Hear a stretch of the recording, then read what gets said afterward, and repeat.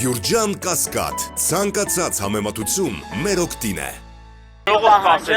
Մեր պահանջը վերանային օրենքը, առաջին հերթին կասեցնեն և փուլ առ փուլ քննարկեն բոլոր բնակավարները, այնպիսի դաշտ ստեղծեն, որ գործատուներ սիրով վճարի այդ հարկը, չսպասի, որ իրան գանտու գանեն, սիրով վճարի,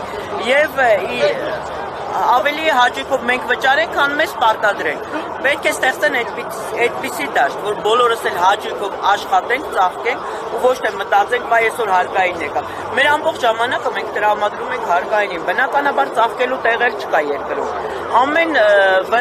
պայմաններ ստեղծում են, որ մեզ վնասեն, բայց մենք փորձում ենք դեռ գոյատևել, աշխատել, ապրել։ Որ նայեք բանկերով էլ կարող եք նայել, ասենք ԱԾՆ-ները ինչքան վարկեր ունեն, որը նենց նայեք կտեսնեք էլ օրեկան քանի ԱԾ է բացվում, բնականաբար դեպորտների տակ եղած հայեր կամ դրսից գալիս են, սկսում են նոր բացվել, չիմանալով, մտածելով, դա բնական է, փորձում են կայանալ Հայաստանում։ Դրա համար դուք էլ կարաք այդ ամբողջ վերլուծությունը նայեք, դուք էլ մեկնաբանեք, իրանք պետք է նայեն օրենքը, վերանայեն օրենքը, որովհետև օրենքը հենց նենց չեն հանում, օրենքը քննարկումով են հանում, գործատուի հետ են քննարկում, որն է ճիշտ, որ ինքն էլ սիրով այդ հարկը վճարի։ Հետո քննարկում են։ Հա, դե մեր երկրում տենց է, բնականաբար ամբողջ աշխարհում հակառակ է, մենք միշտ հակառակին ենք գնում։ Հետո սա տանելու է շատ բարձր թանկացման, նաև մեզ պետք է միանան վարսավիրանոցները, մեզ պետք է միանան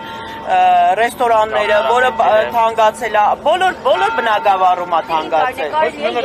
Որ ապրիլի 14-ը լինելու է ձեր վերջնական այսպես ակցիայի։ Չէ, չեմ կարծում, այսինքն իրանց ճանաչելով չեմ կարծում, որ կարող է լինի ապրիլի 14-ը, դե բնականաբար արդեն կորոշենք ինչ ձևերով պայքարել, հա, ինչ սցենարով պայքարել է։ Հնարավոր է փողոցներ փակեք։ Դա էլ է հնարավոր, դե հիմա արդեն ապագան է ցույց տալիս ինչ կանենք։ Չգիտենք ինչ ձև, կարող է եւ ապրիլի 14-ին մինչև հասնելը մեզ ընդունում են կամ ինչ որ հարց է քննարկվում։ Հիմա մենք հայտարարություն անենք, վայ գիտեք մենք փողոց ենք փակելու, բայց չհասնի դրան։ Բայց ով գիտեր, որ այս տեսակի հարկ ունենա։ Հա։ Ինչ իմանանք վաղ ինչ կլինի։ Շնորհակալություն։